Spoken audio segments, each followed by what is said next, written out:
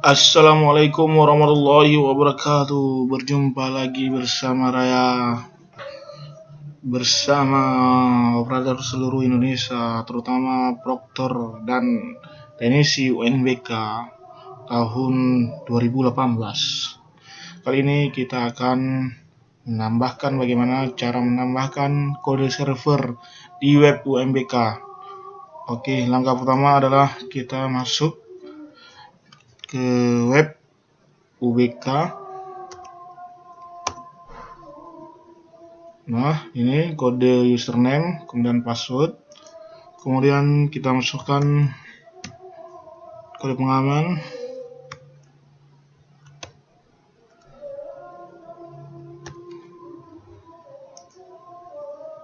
Nah, di sini kita sudah masuk di beranda web UBK. Kemudian kita masuk untuk menambahkan kode server, kita masuk ke menu UBK. Klik di sini. Kemudian kita klik server and client.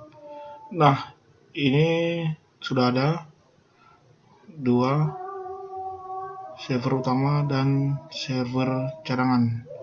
Nah, untuk menambahkannya kita cukup klik di menu tambah. Nah, ini misalnya kita hapus, bisa. Nah, ini menu tambah. Nah, di sini kita klik servernya, jenisnya. Nah, kemudian kita isikan kliennya, jumlah monitor yang ada, komputer. Kemudian cadangannya tidak ada. Kemudian ruang utama. Nah, di sini kita buat lab, seperti contoh lab. Nah, ini ada tulisannya lab.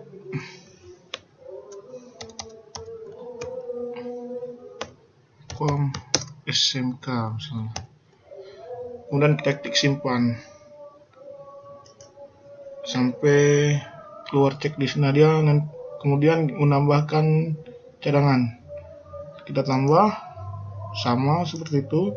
Kemudian kita klik cadangan. Nah, kalau menurut cadangan ini sudah keluar cadangan, kita klik simpan. Selanjutnya kita klik simpan saja. Tidak perlu kita tambah-tambah jumlah menu kliennya dan lain-lain. Simpan. Semoga berhasil, sahabat Proktor dan teknisi semuanya seluruh Indonesia. Terima kasih.